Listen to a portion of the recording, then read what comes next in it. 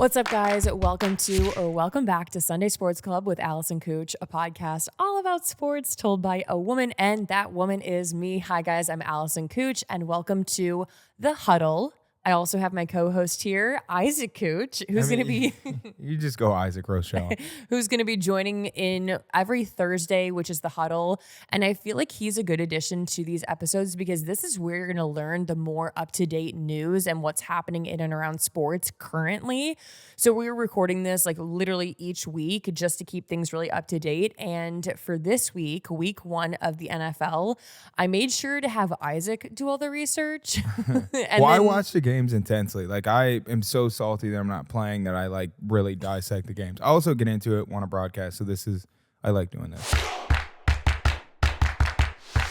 I think it's a good way to break down this like up-to-date news in a very consumable beginner way because I don't know everything about football. Surprise, surprise. And so with Isaac explaining it to me, I can ask questions that you guys might want to know the answers to. So yeah. And I feel like you being on here, not being like an expert, like nobody really cares about stats. Like, they're good. It's good to add on. No, nobody gives a fuck about stats. We're just here for the tea of the NFL. Yeah. Which, speaking of tea, let's jump right into Tyreek Hill getting arrested before he played in a fucking football game. Wait, did you actually watch the full body cam footage? I didn't watch the body cam footage. All I saw was him on the ground in front of the stadium. First off, I can't imagine getting arrested before a game. How do you get arrested before a game and then have the capacity to go and play with that mental? Yeah, I mean, he's built different. He scored like a 80, I think it was a 60 or 70 yard touchdown, and the celebration was getting arrested. But if Allie, like when I go to games, like if her coffee order's wrong and it doesn't even affect me, it'll throw off my game day. You know what's crazy? I think we got into one argument before the Browns game. Before Cleveland game. Browns game. Isaac, don't blame me for that. This is the Patriots game. Go watch the tape. Boy got disragged. Isaac was supposed to put my tickets in one area and then he didn't, and so I had to walk all the way around the stadium, and I just sent him a little text like, okay, can you not fucking do that? And then you texted me like an hour later and like, you need to apologize or else I can't play this game. I was like, what are you going to do? Walk off the field? I thought it was just such an innocent, like a little tisk argument that you get in that you don't really think about the next day. But I think because you were playing a game... It's such a fragile. People like, are gonna watch this and be like, y'all are so toxic. It's such. Well, I mean, where every couple argues. A couple who says they don't argue, I don't trust. But out of 7 years in the NFL, only one time we've gotten into an argument. Never been arrested. One time going to the Brown Stadium though, I did get stopped by a police officer, and he was like, because I needed to cut through. Dick. I needed to cut through to get to the game on time because I was about to be late, and he was like, I'm sorry, I don't care if you're a player. Isaac was pulling up Wikipedia on the way to his football game, trying to prove to this cop he was playing. I got super disrespectful because I'm like, bro, you're here because we're playing. Like, you need to let me go do my job so we can all continue to work. But either way, so for Tyreek Hill, it was crazy because he got stopped, and I think I responded to the officer with the Browns was a little like, what are we doing? You had a little attitude. Not even outwardly, but he closed his window. Like, you could tell in his mind, he was probably like, what are we doing? But so you watched the body cam footage? Yeah. So basically, he got pulled over. The officer was talking to him. He closed his window fully, and he's got a fully can't see through the window. Yikes. And the guy was like knocking on the window. His tint's 100%. Or is it 0%? It would be 0%. You can see through 0%. And so then when he opened back up his window, they ripped the car door open, and they were like, we're not playing this, and then put him on the ground. Why did you rip the car door open up? Does he have butterfly doors? Yeah, he's got butterfly doors. Yeah. So it was crazy. I mean, it sucks that happened to him before a game, but he played well, and it does seem like based on his interview that good will come from it, where it will start conversations. I read that the officer he's already on leave. Yeah, I think that was probably more... Cops stick together. It was probably more so like them being like, look, this is going to be a lot. Go home. Maybe they were like, you're fired. But either way, there's a lot of issues. It's also just objectively crazy that a police officer would put Tyreek Hill on the ground. Like, I wonder if they knew who he was, though. For sure. His teammates were driving by, watching, stopping, like, bro, you good? So, like... He was not good. He was on the ground. No, it's just crazy that the officer did that. But we can move on from it. It's very like what you see is all the information you need. It's just the bigger thing is if I got arrested before a game, I would probably get cut the next week because I would have the worst game of my life. I think that they would give you a little grace with that. I also think it's just the coaches would not be like, hey, Isaac, 7th round pick who barely made the team. I know you got arrested. Like, you're good. It's okay if you played bad. I do think it was impressive that not only he went on to play, but he played well. And if you guys don't know anything about Tyreek Hill, he was just voted by his NFL teammates as the best player. Yeah. No, he is the best receiver in the NFL. It's crazy. He also has a great quarterback, which we could get into. The Dolphins look really good. I mean, they're a team that could, beat the Chiefs. That's kind of the standard. But they're really good. But we can move on. Next on today's topic, let's talk about Hassan Reddick, because I was watching the 49ers Jets game this past Monday, and they were talking about Hassan Reddick and how he got charged or fined $2 million for not showing up to NFL training camp and another $500,000 per NFL game. This man has just money that he's holding out, which is why he's getting fined, correct? Yes. Here's what's crazy. His contract value right now. So he was with Philly. Yeah, I was going to say, give a little background. He was with Philly. Philly got rid of him. There was contract issues, and I think that's part of the reason why they wanted to get rid of him. But he's set to make $14 million this year. He's played very well. Like the last few years, he's been one of the best defensive ends, pass rushers in the NFL. He should be making more than $14 million. But what's crazy is if he only makes $14 million, he's giving up a huge percentage of his contract by doing this holdout. Okay, so what is a holdout? So basically what players do is they say, I'm not going to come play. You need me to play. So you need to pay me because you need me. So Trent Williams just held out and got an $83 million contract. And so you do this just in the middle of a season? You can do this whenever? You can, but you generally don't negotiate contracts in the middle of the season. It's usually done before the season, leading into it. So guys hold out during training camp. People don't actually want to miss games. Well, it's crazy, though. It seems like he does want to miss games. And unfortunately enough, I don't know that his plan is really working because the Jets looked fine without him. Granted, they did lose to the 49ers. So, there's always just a factor there. But, I think that they looked good. 49ers are one of the best teams in the NFL, though. So I think they're going to the Super Bowl. It's a very good loss. But, yeah, it's tough for him. And I think... Can you guys imagine? You're like, oh, I'm only making $14 million this year. So let me just not go to training camp and not go to any of these games. You're losing millions of dollars. You hope it works. Has a holdout never not worked? Yeah. Le'Veon Bell got absolutely tore up from a holdout. Melvin Gordon got tore up from a holdout. It doesn't always work. And the more time you take away from football, it'll affect the way you play. Melvin Gordon held out, ended up getting a worse contract because he came back and he didn't play well. Yikes. So it's just, it just depends. But he should be making more money. The Jets should pay him more money, but we'll see what happens. To be determined. I can't imagine my husband coming home and telling me that he lost $2 million because he didn't show up to training camp. It makes sense in a way because these players do deserve it. If you're that good and your team depends on you that much, I can see that perspective, but I can also see the perspective from a common fan. What the fuck are you doing? You're just being greedy. Yeah. So I see both perspectives. Well, he's not just because I'm so good at seeing both perspectives like that. You're just so woke. I wish it was like that in marriage. Isaac. I'm joking. I'm not joking. So he is being greedy, but it's just if you are selling your house and you're like, what's the market value of my house? He's looking at himself and how many sacks he had and how well he's played. And he's like, no, you guys are actually... taking advantage of me. Do you think that an agent would typically recommend doing a holdout, or do you think this is all on the player? It's a fine line, but I know a guy, I'm not going to say his name, he had a holdout and he wanted to come back and his agent was like, do not talk to them, do not go in the facility, do not have any contact at all. So it kind of depends. Juicy. Yeah. Don't you dare talk to that girl at the bar. Don't you dare look at her. Don't you dare go near her. Literally. I mean, it's if you're trying to get your ex back, you want to make them jealous. You go flirt with other teams. That except NFL teams. Yeah. So that's where he's at. But he definitely deserves to get paid. Interesting. So we should get into the games. Which Chiefs? Yeah. You can tell everybody about the Chiefs. So you guys, Chiefs game you went to. I just got back from a transcontinental trip with NBC. I went on a little tailgating trip to 3 different football games, but those 3 football games were in the span of 4 days. So the first game I went to was Kansas City Ravens. We went to that game, literally did not sleep in a hotel bed. We got on a private jet and flew to Brazil, where I saw the Eagles-Packers game, and then finally got to sleep in a bed, get a meal in, and then woke up the next day and ended up going to the Detroit Lions versus Rams game. You guys, I had a lot of football consumed over the past week. So if you're watching this podcast on YouTube, you can see we're in a little different setting, which actually will be pretty common in the next coming weeks because we have a lot of interviews lined up and I'm very excited about that.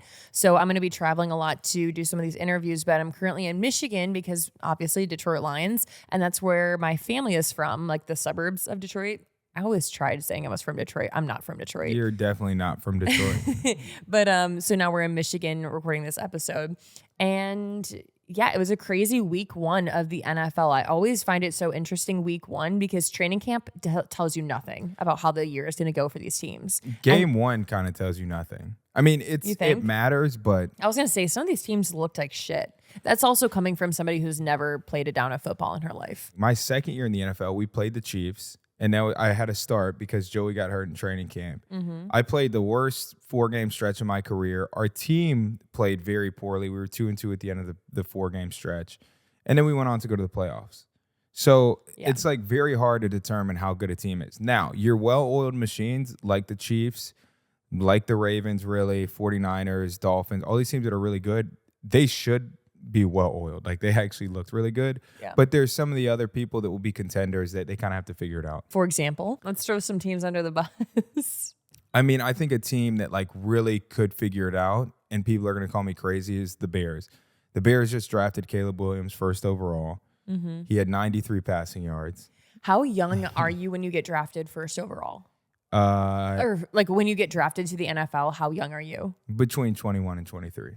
Okay, so you're like, let's say for argument's sake, you're 21. You're going in and playing with guys who have like 4 kids. Yeah, absolutely. And as a quarterback, you're trying to be a leader, and you're like, wait, I literally just got out of college. Which can be chill if you come in and play well. Like the ultimate equalizer for leadership in the NFL, if people don't love your personality, is playing well. So like for a guy like Caleb Williams, the sooner that he plays well, the more leadership opportunity he's going to have. Mm-hmm. So did he have a good game? Did the Bears lose? I think objectively he didn't have a great game. He said that. They didn't lose, but there was no offensive touchdowns. Okay, do you think there's a lot of pressure on him that you feel like he's nervous? He's super nervous. Although he did have his post-game interview and he was like, I don't care about stats, which was, I mean. He should listen to the podcast because we don't care about stats on here either. He's obviously a fan. But he's got a long way to come. I mean, it's a lot, though. Like you said, you're literally a little kid. Oh, my God. I was scared to go to my first day of work after college. And I was just an intern at an interior design studio. Like, I didn't have anything. I didn't have to show up for anybody, especially not in front of 60,000 people. But also, he's like super high paid. His contract was over $30 million. So there's a lot of expectation. You guys, when you're listening to this podcast, isn't it fucking insane? We're just like, oh yeah, $15 million, not enough, hold out. $30 million for a 21-year-old, like, go ahead. Yeah. God, I wish I could try out for the NFL. I'd probably make it too. He's super paid. But yeah, they're just to give more like the factual piece of it, the Bears, like when you're talking about the Bears, their defense and their special teams are great. Like they're 2 of the best like units in the NFL. Their offense is just not there yet. Yikes. Okay, well, let's talk about somebody's offense that is there. Let's talk about the Kansas City Chiefs. I feel like everybody is so tired of them just winning all the time. And I think that this year it's not going to be any different. Which, speaking of the Chiefs, did Taylor Swift end up going to the game? I don't know. I didn't see it on any social platforms. It was like, it was actually nowhere to be found. You know, crazy enough, Taylor Swift actually sent me a text message before the game. And she was like, what are you wearing? And I was like, oh, an all denim outfit. And she was like, okay, perfect, same. So we ended up coordinating together and denim on denim. Denim, I feel like denim's in. Side note. Okay, Isaac. You're wearing denim currently. Isaac, can you stick to football? Yeah, I'll stay in my lane. So yeah, Taylor Swift, obviously, we all saw it all over social media. She was at the game. I do think that last year, everyone was so hype, like, oh my God, Taylor Swift, Taylor Swift. And I'm not going to knock people being interested in football because of Taylor Swift. I love any entry into learning more about football. I'm all behind. I do think that some people got frustrated last year with her always being on social media, but it's like, It's trending. It's literally get the what's fuck over happening. it. Like, really, it's like, is it really affecting your manhood that much? It's just not that big of a deal. I do think some social media platforms take it a little bit far, but at the end of the day, everybody I think it's just the love story. It's a love story. Well, baby. speaking of Taylor Swift, what was crazy for me is the Travis Kelce going straight to the U.S. Open, which so did Patrick Mahomes. But a lot of people don't know this. So when you're playing in the NFL, so can NFL players travel during the NFL season? yes, they can. It depends on your schedule, but Does it depend on your coach? depends on your coach. But there are rules in the CBA about giving people time off after Thursday night games. If you have like a international game, generally you have a bye week right after. So, which, crazy enough, Isaac has been on NFL teams that have made it so that you can't travel out of the city. here's what's juicy. If you do like have a knick-knack injury the day before bye week or the game before bye week, that's what really sucks. Then you have to stay. Because you have to stay and do treatment every day. Yeah, speaking of fines, you can get fined like $5,000 a day if you're not at treatment. Might be worth it depending on your situation. Well, not as much as a fine for socks, Isaac. Yeah, $7,000 Isaac got fined last year. Nother. But so Travis Kelce and Mahomes, I'm sure other players probably went that. Probably everybody left. I mean, the point is like he has mastered being able to be out and about and play well. He did it last year with Taylor Swift when they traveled, and he did it this year. And let's not act like they're not flying private. That boy is probably like, I'm going to be on the Normatec on the private jet. And like, I was on a private plane while he was on a private plane. I mean, which is like kind of sharing outfit secrets and sharing private jets. So they played the game on Thursday night. When do you think they had off until? Tuesday. What? Yeah, Tuesday. Because you're That's mandated. a lot of time. A private jet doesn't take that long. Like, yeah, they were just flying. They were chilling, but you're mandated to have one off day a week. And generally Tuesday's the NFL off day. But if you have a Thursday night game, they'll give you until Tuesday. And Monday will be your off day. Which is super nice. I mean, granted, if you leave or if you don't leave. Not my family's dog just like hanging out in the screen of the YouTube video. I think it's nice, and I think it's like a quick reset. But at the beginning of the football season, can you imagine though if he had a shitty game and then he went to the U.S. Open? That would look really bad. He wouldn't have done that though. I'm saying like he's at that point where he can handle both lifestyles and consistently play well, and that's why he's Travis Kelce. Also, the Chiefs are probably like, please go hang out with Taylor Swift because we are cashing out from this relationship. So they're probably like, yeah, please go to the U.S. I'm waiting Open. for an NFL team to take that chance on me. Like, I will literally increase your viewership. Hire my husband. Yeah, literally. Not really. I mean, I did help the Raiders gain 200,000 TikTok followers, but isn't that crazy? Allie signed to the Raiders, and the Raiders gained 200,000 TikTok followers literally within a couple days. Y'all better go on follow them now. No, I'm kidding. I'll always have a special place in my heart for every NFL team you've played for. But speaking, I'm currently wearing a Detroit Lions hat. So I guess we can kind of touch on some of the games really quickly that happened in week 1. So the Detroit Lions ended up beating the Rams in overtime. Yep. I was impressed because I feel like the Lions sometimes have a slow start to the season and then get better and better and better. And I feel like they had a really good first half. They kind of fell off a little to the second half, and then they came back in overtime. Well, first I was proud. I was proud as a Detroit native, even though I'm not from Detroit. But you get what I'm saying. You're speaking like a true Lions fan. Lions haven't been good for a while. So you mean like, oh, they start off. I know. They started off slow. No, they should start the season well. They're a good team. Dan Campbell's a great coach. Which I don't know if you were actually watching the Detroit Lions game, but there were some very interesting calls that Daddy Campbell Daddy Campbell that Campbell didn't end up calling, like throwing his flag. Yeah, with a pass interference. Yeah. I also thought he coached. No, the catch, the interception. You didn't see him boggling the ball? No, that was a catch. Also, I know that guy Really? who got the interception. He's a great guy.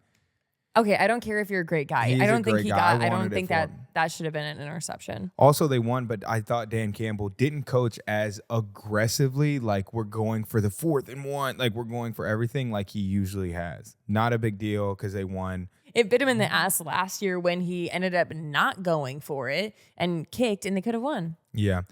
I mean, it's in his nature. One thing I do want to point out about the Lions is their defense, which last year their defense had some issues. Their defense played way better this year. So I was like pretty excited. We know Anzalone. His family's literally should be on the front of a magazine. It's the cutest family in the world, but he played great too. He's a linebacker for him. Love it. Moving on to the next game, let's talk about the Eagles-Packers. You guys, that game was in Brazil, and I was in attendance at that football game. What was the takeaway? I'm sorry, Brazil, if you're listening, horrible concession food. I don't think that stadium is built for holding that event. And I'm just being very critical, but there were no food. I tried buying a hot dog, which I stood in line for like an hour. For the glizzy. And they were sold out of hot dogs before the game even started. I was like, America would never. That's actually crazy. I think it was a cool sporting event. There were a lot of fans there, and I loved seeing so many different fans from so many different areas. And I mean, the amount of jerseys, I think they covered every sport, every player. Sure. It was insane. Yeah, did they have a Rochelle jersey?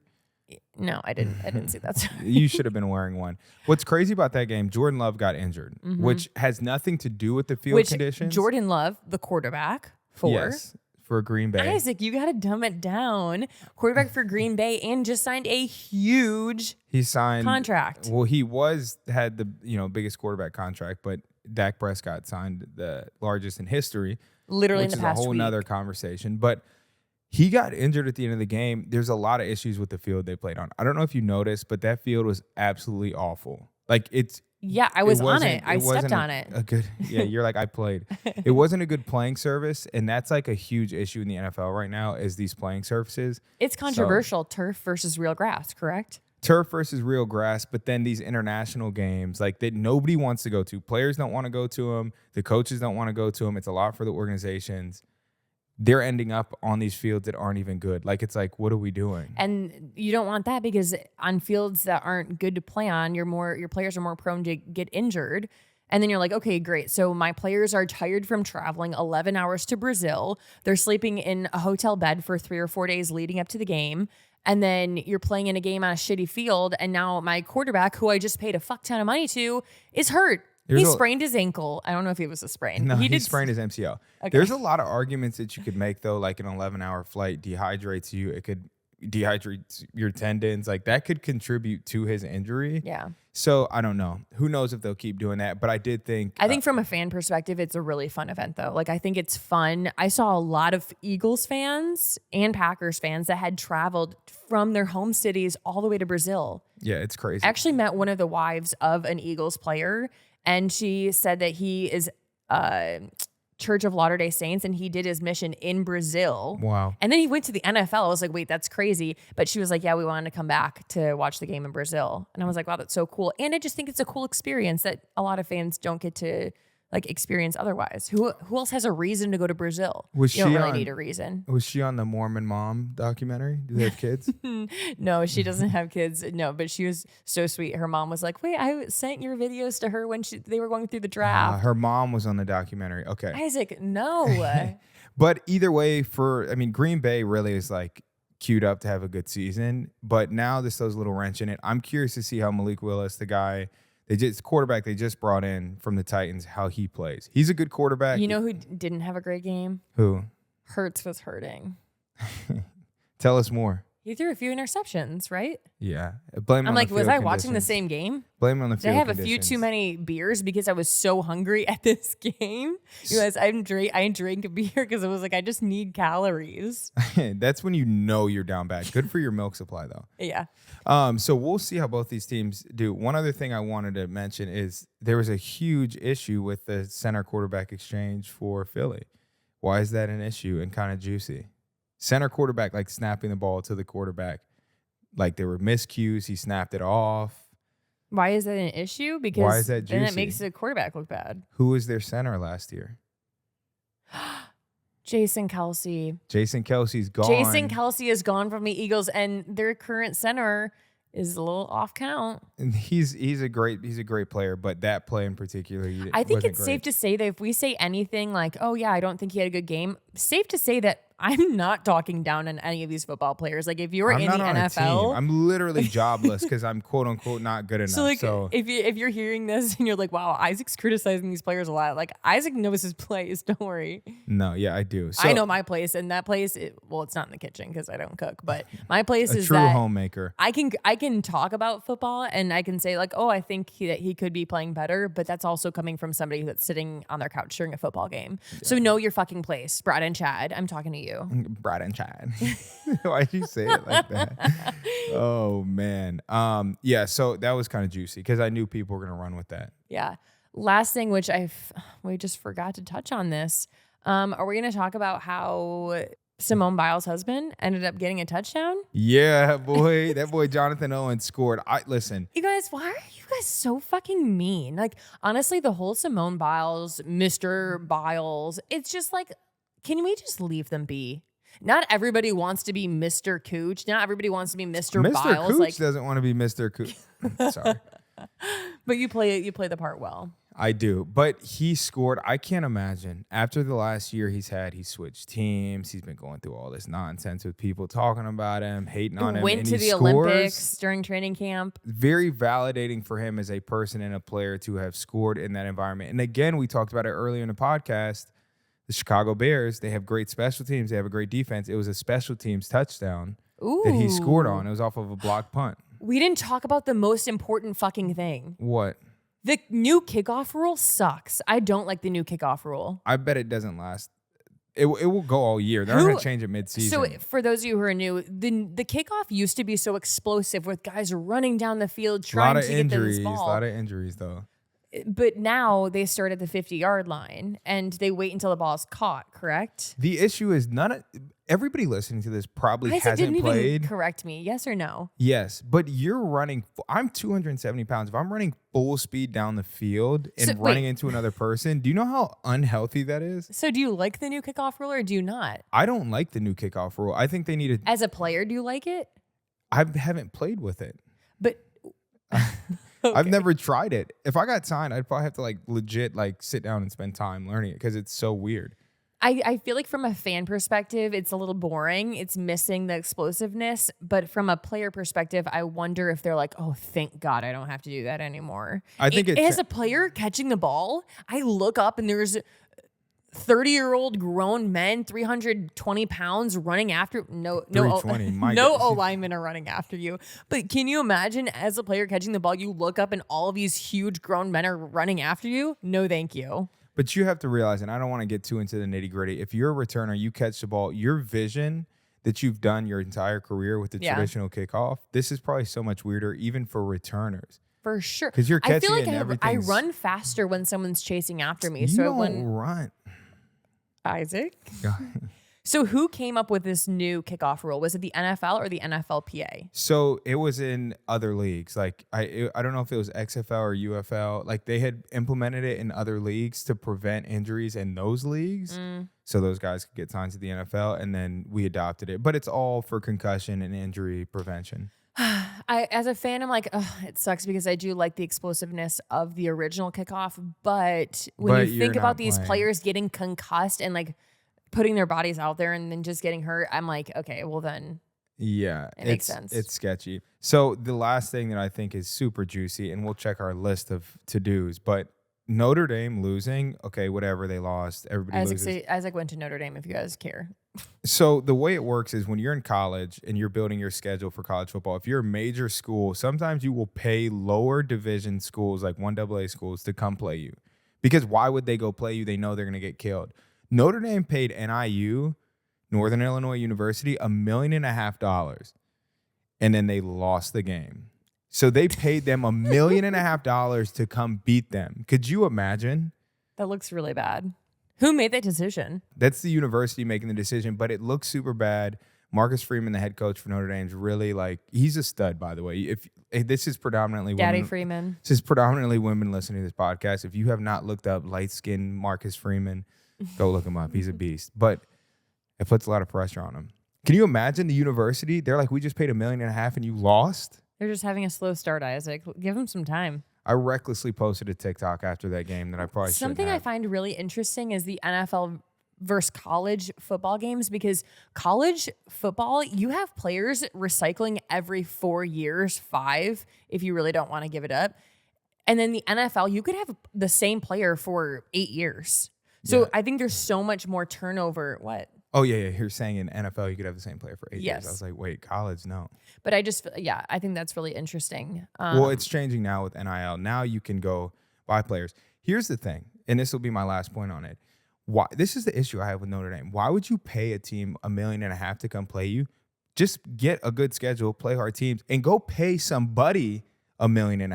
Like, you can go. Teams can pay people. Yeah, you can they're not on salary, but like, it's so easy to pay players. There's no like restrictions. You just pay them. What? Yes. Okay, we need to do a whole episode on NIL, because the fact that these college athletes can make money, you were poor. But Notre Dame, if you're listening to me, you guys need to loosen up on your compliance issues. Like, they literally are allowed to get paid. Let the dogs hunt. Isaac, You see what Colorado, you see what UC has done? This man. Okay. Notre sorry. Dame's not listening. Sorry. Anyways, that is it for the Huddle. I hope you guys enjoyed. Again, this is up-to-date news, what's happening every week. So be sure to tune in every Sunday and Thursday, wherever you get your podcast. And remember, sports aren't just the boys anymore. You hear that, Isaac? They're for the men. You're about to get kicked off this podcast Hey, real quick. Go. All right, guys, I hope you enjoyed, and I look forward to seeing you next episode.